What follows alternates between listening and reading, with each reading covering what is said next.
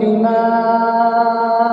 أنزل إليه من ربه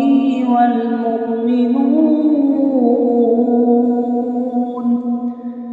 كل آمن بالله وملائكته وكتبه ورسله لا نفرق بين أحد من رسله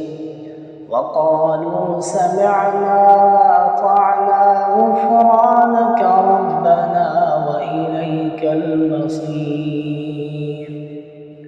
لا يكلف الله نفسا إلا وسعها لها ما كسبت وعليها ما اكتسبت ربنا لا تؤاخذنا إن نسينا أو أخطأنا ربنا ولا تحمل علينا إصرا كما حملته على الذين من قبلنا ربنا ولا تحملنا ما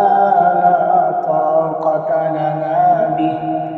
واعف عنا واغفر لنا وارحمنا أنت